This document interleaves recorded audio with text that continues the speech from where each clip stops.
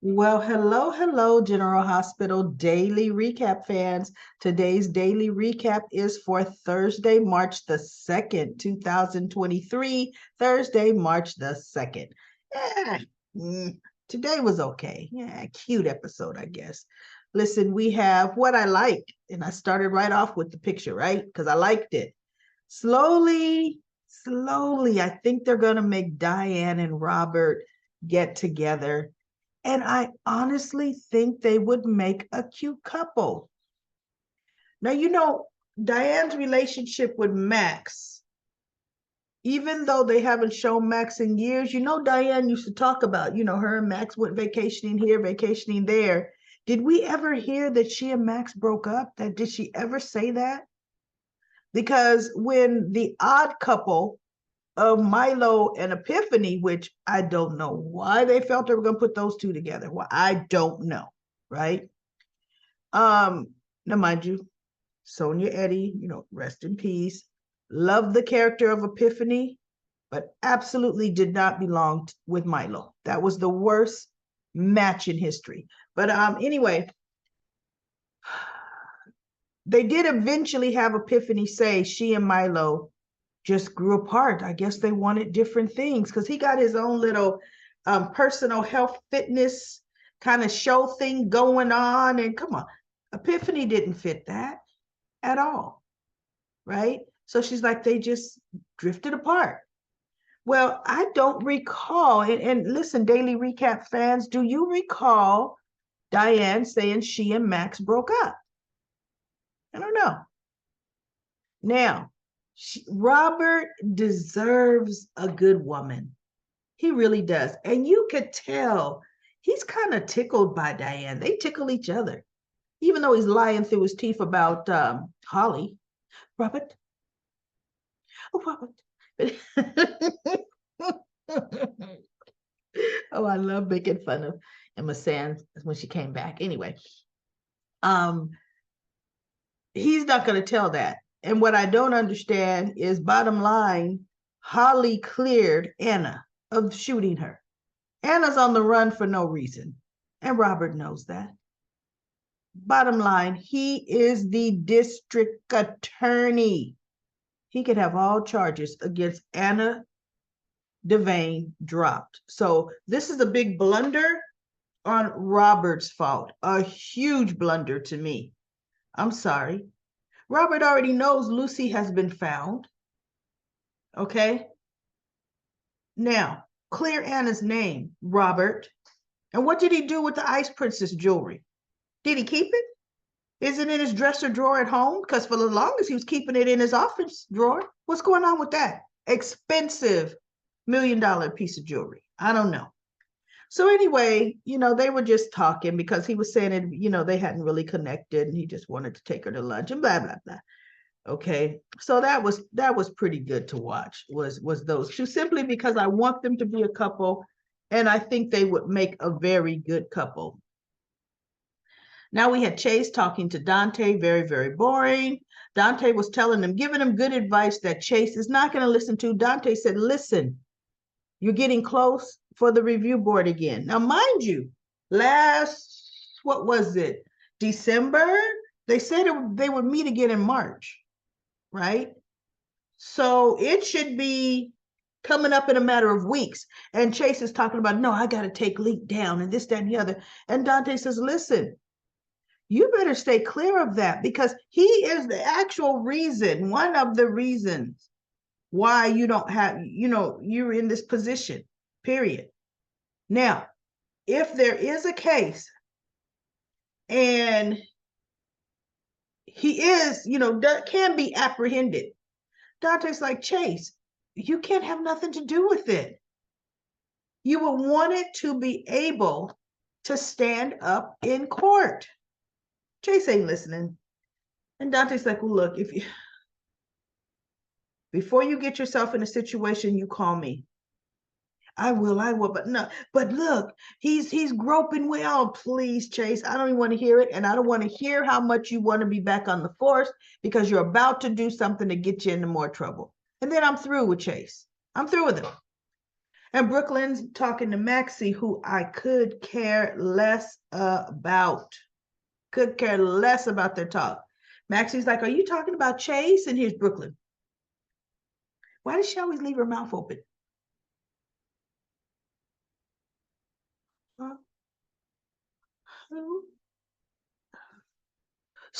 So then Sasha comes up because Brooklyn says she thinks something is going on between Chase and Sasha. So Sasha comes up and hears part of their conversation and asks, hey, what, feel sorry about what or regret what? So Maxie pretends she's got to find her phone or make a phone call or find something. So she walks away to leave them two to talk. And Brooklyn's looking at Maxie like, where are you going? So Brooklyn and Sasha talk, and Sasha's telling her how, it must be so exciting to be able to find artists and you have your songs and blah, blah, blah, blah, blah. And so Brooklyn's like, yeah, yeah. Mm-hmm.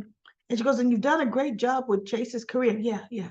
So then Maxie hears some part of the conversation, and see, I was half paying attention to it. It was just, I was so tempted to fast forward, but I kind of like watching Sasha, right? So Maxie comes back over before Brooklyn either says something off kiltered or whatever. And she goes, oh, my phone was in my hand all along. And I thought, goodness, girl, you should have just came back. I mean, you didn't need to make that stupid statement. How are you going to get up looking for your phone and it's in your hand? And mind you, I've done that. Oh my God. You know how you're preoccupied with things? You may pick up your phone, right? And you start with, like, especially in the house, when I'm about to do something, I'm trying to multitask and doing a horrible job, right? And I'm like, no, where the heck is my phone?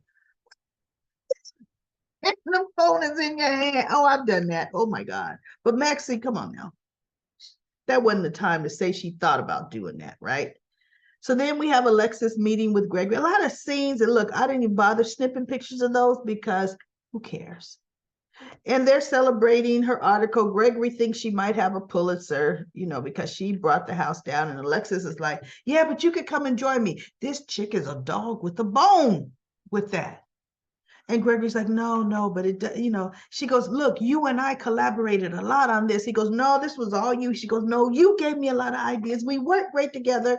And so Alexis comes up with finally saying, look, if the university hadn't gotten in your way, would you have taken the job? Well, for one, that made him contradict himself because he told her, if someone, while you were still had your license and was a practicing attorney, if someone told you to quit your life's work and go and be an editor of a newspaper, Alexis, would you do it? She said, no. And so she looked at him. She goes, okay. I see. He goes, yes, I have fun, but this is my life's work.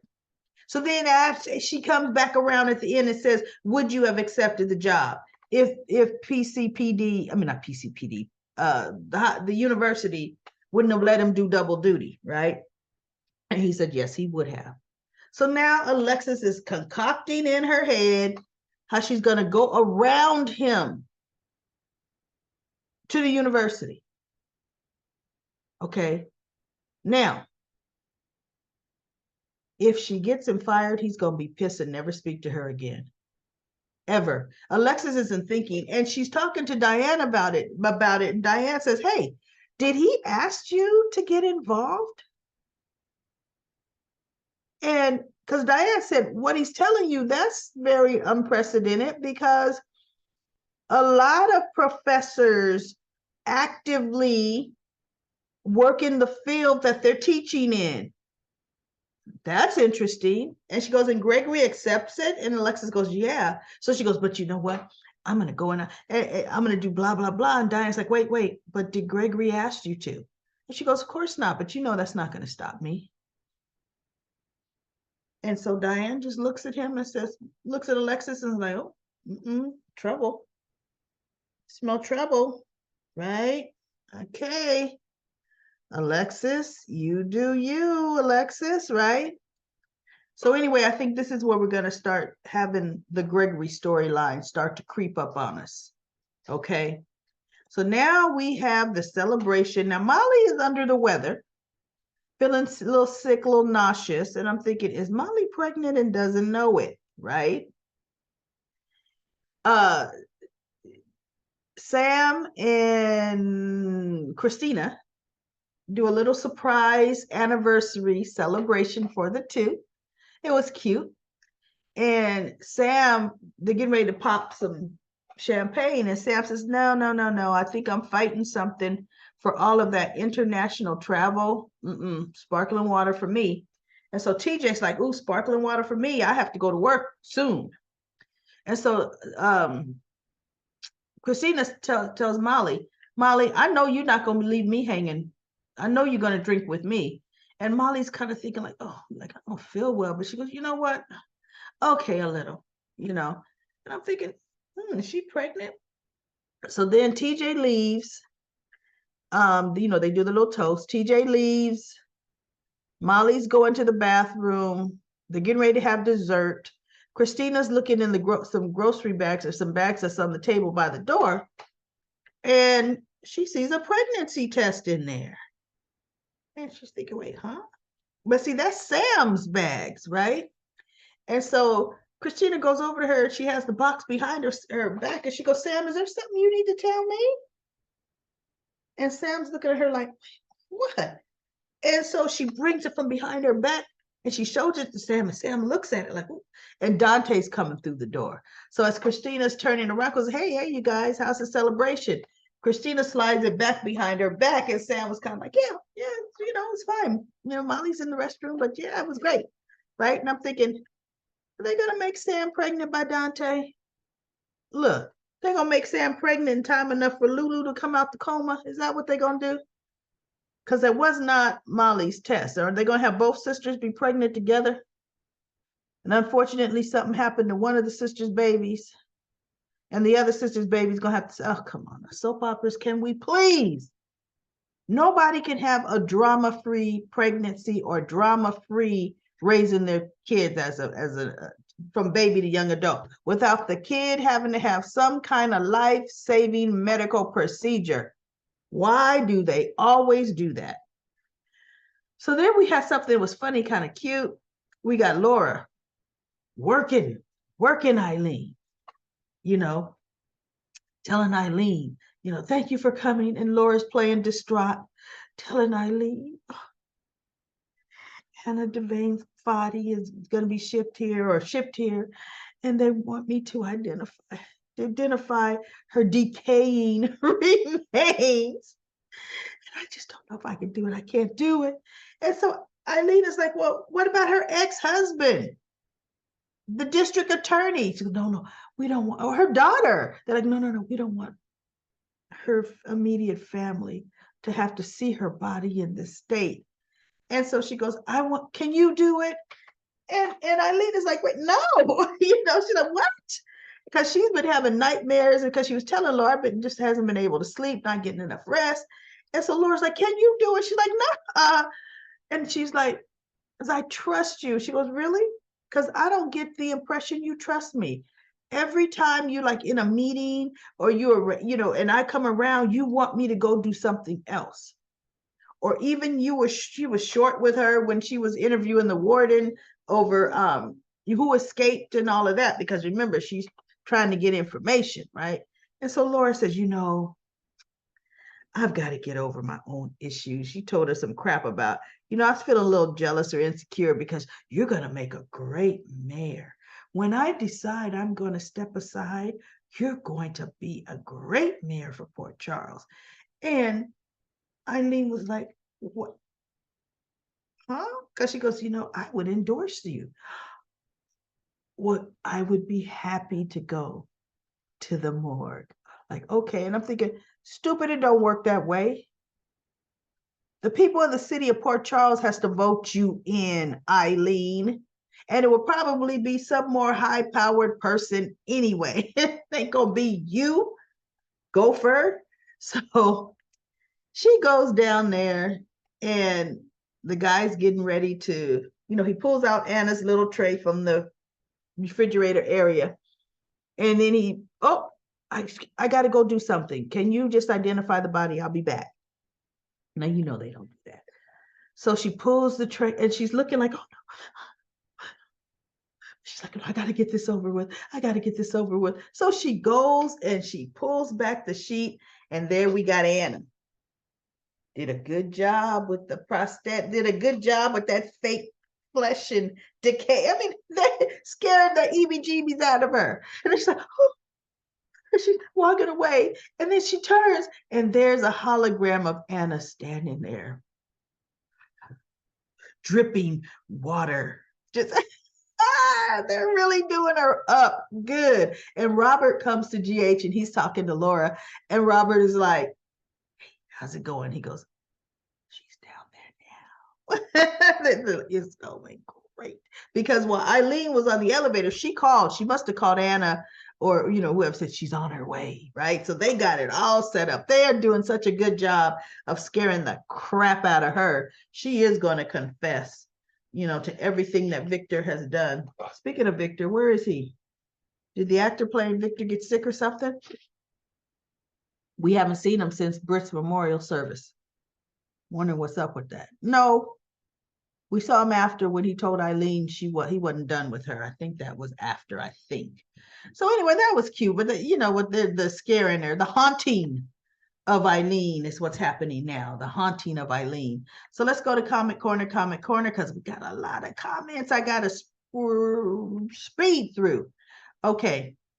LaShuns said Heather Weber is not going to kidnap Willow Tate's daughter, Amelia. Gwendolyn says Scott helped Liesl cover up a murder. Which murder was that, Gwendolyn?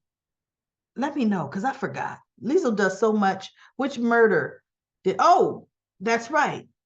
When Liesl was in prison or in that psychiatric hospital and Scott went there and the doctor was taking advantage of Liesl, and Liesl pretty much was letting him because that would give her free access to doing what she wanted to do. Yeah, she ended up killing him after he was going to just force her to sleep with him. She stabbed him. That's right. And Scott was there because Scott was looking for somebody. And he did help her with that. That's right. You're right. Scott did help her with that. He says he knew what kind of woman he has. Tired of snarly Carly, nosy Nina, weeping Willow, and bossy. You should have said bossy Jossie.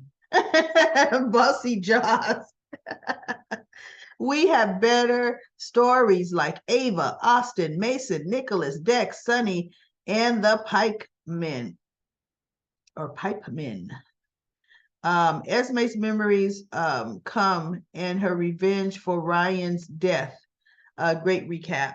And Meek Cassandra says there's no justification for Liesl slapping Liz, even though I'm not fond of Liz at all. Replicating the slap of Chris Rock's during the Oscars in 2022. You're right, March 2022. Interestingly enough, both slaps events were in the month of March, 1 year apart.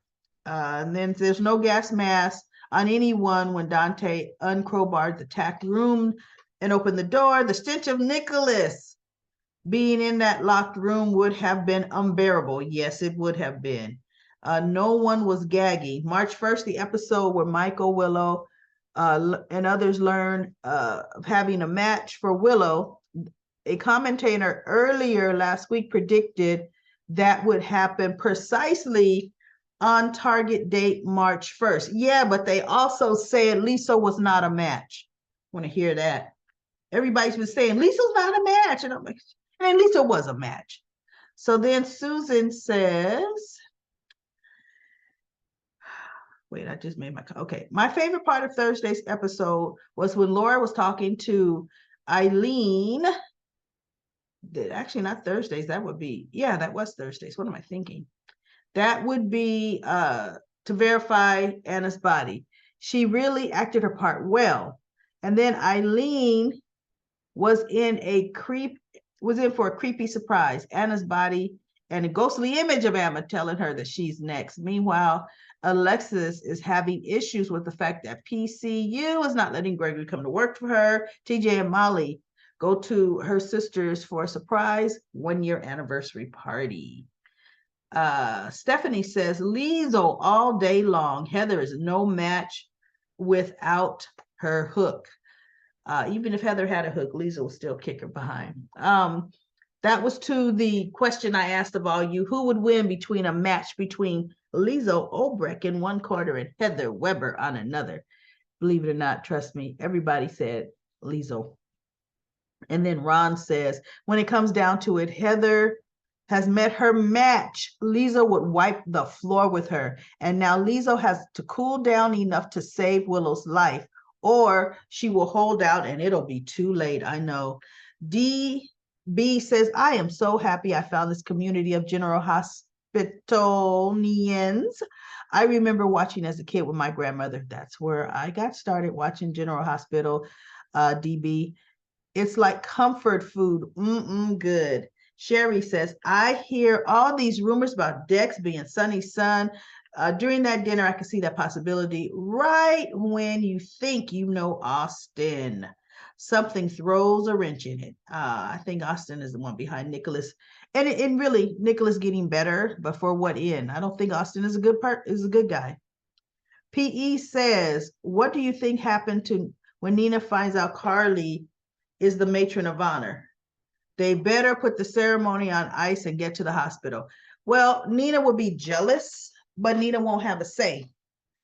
Nina won't have a say at all in who Willow picks, what she does in Michael and Willow's wedding at all. Okay. But I do believe Nina will get an invite. Something's going to happen that Nina will be there. Or Nina will be Nina. She'll crash it. Patricia says, why doesn't Lizzo go after Esme, a daughter for a daughter? Woo! That's interesting. Esme isn't pregnant anymore. Hope she doesn't dump Scott for Victor. I know. That would be, because, Victor loves him some Lizzo. Pamela says, Lizzo would win. Of course, that's my girl. Sabrina says, Anna needs to come back and get Lizzo together. She needs to remind her of what she did to her daughter, Robin. So regarding Nicholas, so I'm starting to think that Austin is shady for sure. DB says, I thought Anna and Lizzo came to an understanding. It was not their faults. The odds Faison put them in. Yeah, I think they did kind of come to some kind of understanding. Nancy says, in my opinion, Nina should not tell Willow and Michael that Lizzo is a match until she finishes the other test, which is the physical. She might not be, well, she's a match, but she might not be fit. Remember that first donor, when that person took the physical, medically they couldn't do it. But I think since they've already done that, they better not do that this time. I'm serious. It all depends on the other test TJ said she needs to go through before they know for sure. He made sure to say her age could be a factor. Yes, he did. Just like Nina to jump the gun, just like she is so sure it's going to be, she was going to be a match, I know. Yet another great recap. Thanks always for keeping us entertained. Listen, you know why I think Nina should have told them? Sometimes without hope, people die faster. Willow has no hope. She's already reconciling. She's dying. So that inner fight, she may be mustering up enough strength for this wedding, but that is it. Now, once the brain hears hope and good news, the brain can do a whole lot for your body, right? Instantly, she's going to start to readjust and going to start to, I got to stay, I'm going to be alive for this transplant. I'm going to get to do this. I'm going to be able to watch my dog. Your brain starts putting your whole body in a whole different frame of mind. So I'm in agreement that news should be, yes, Lizzo's getting ready to go. She's a match. She just got to go through her physical. Give her that much hope. I'm all for that. Let's see where else. Okay. Now, Annette says, I wish Star would come back to GH. I like the actress that plays Star. I remember I remember right her child, wait, if I remember right, her child went off the cliff when she was driving the car. Someone ran into her, but who? That's when Todd showed up to help her. Blair and Todd had an evil little Star from the beginning, LOL. Star wasn't evil. Star was mischievous. And remember at one point, One Life to Livians, Star was a little bit mystical. They kind of had Star. Star was like a little, I'm going to say, she's like a little witch. You don't want to cross that little Star. And then as she was growing up, they kind of took that out from her. But Star was like the spawn of Chucky there for a minute. I was scared of that girl. Annette says, remember when Crazy Lizzo kept robbing from her family? I know, Lizzo has done a whole lot. My point exactly is what LaShanta says. My point exactly. She acts like Ava only sees their own pain and nobody else's. Annette says Mason set Ava up with that watch. They left that watch on purpose. Susan says Roger Hayward played Todd Manning. Then when he came to Port Charles with his daughter Star. When they had to leave, he came back as Franco, and he came back with blonde hair, hideous looking blonde hair as Franco. Then he was killed off by Peter Austin. He came back as Austin Gatlin Holt. Roger Hayward is playing his third character on GH. Yes, he is. And then he was talking about John McBain, played another character. Yeah, all the characters with the names that One Life to Live had, they had to give up those names and bring them back as somebody else, which is why Star came back as Kiki. Susan did another great written recap. Everybody go back and read Susan's written recap. Great comment, Susan. Thank you. Lucy says Lizzo has a hard head and better remember Heather, not Elizabeth, is responsible for her daughter Britta's demise. Scott didn't help matters along. Breaking, client, lawyer, confidentiality, and blabbing to Lizzo. That's what I said, Scott. Lucy says, another great recap lady. Agreed, Lizzo is dangerous. LaShun says, I am happy that Willow's great aunt Lizzo is a match for her great niece. And we have Michael says, Lizzo got it all the way. Heather would be in deep doo-doo. Willow picking Carly a maid of honor is the writer's way of sticking it to Nina. I don't know why in soaps they always stall before they tell what they need to say. Mason has Nicholas on life support. Is Austin involved? I think so. Austin is supposed to have pronounced him dead. Now it seems that Ava was the only one who examined Nicholas. Yeah, I never saw Austin with Nicholas. What was the point of Dex and Sonny's scene? Maybe to show Dex Sonny is on to him. Great recap. Yeah, I thought that was a waste of space. Dex cooking, so what, you could cook.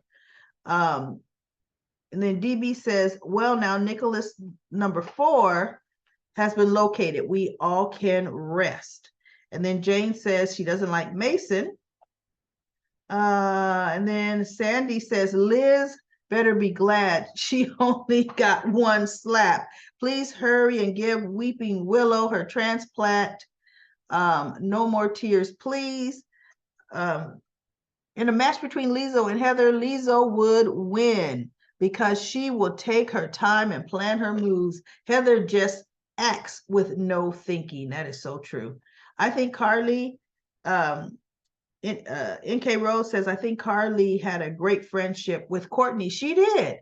But slowly let her divorce to Jason ruin it. I think because Carly started just staying on Jason's side. And then I guess Jane is saying she thinks another good tag team would be Sasha and Gladys against Heather Weber. At this point, I don't think Sasha needs Gladys. because yeah, I don't think Sasha needs Gladys. And then and Jeanette says, Lisa has never paid for any of her crimes. She did go to jail for a hot minute. She always escapes. Remember, she escapes from jail. And then it's funny, when she's apprehended, she never really goes back. She just all of a sudden one day walks into Kelly's like she didn't escape from anything. I think Scott gets her off of everything, right? And then LaShunta said, my point exactly. She is evil, spiteful. Why her to save Willow? She will use it. And then P. Merle says, Scott is the worst attorney ever. What happened to a client attorney confidentiality? He should be disbarred. Please let Willow live. We can have one happy couple on the show, can't we? What's up with Dex cooking? I thought he was trying to poison Sunny. That was funny because it was so out of character. I was kind of like, what's happening here? Right? And so Terry says, Team Lizo. Liz deserved that glorious slap. It is over, Scott. Yeah, Lizo's going to end it with Scott for a minute. Oh, Nicholas is sort of alive. GH, please end Willow's sorry. It's so boring. You must mean story. It's so boring. It's like watching paint dry. Lizo versus Heather. My money is on Lizo. And then NK says, I feel like Lizo might get eliminated as a donor because of some issues that might arise from a physical. I'm hoping not. And then DB says, they better not drag us back through this. It is not fair. Yeah, they better not do that at all. I don't like that. And I'm hoping they don't. I really, you mean, because we've gone through enough, period. We're done. All right, everybody, that is it for Comment Corner. Tomorrow, another daily recap. It's Friday. I don't really see cliffhangers, but let's hopefully they have something good on Friday. Last I checked, everybody, 7 subscribers to 1,000. We're almost there. Oh my God. So anyway, I'm super happy. Subscribe to this YouTube channel. So anyway, I'll be back tomorrow.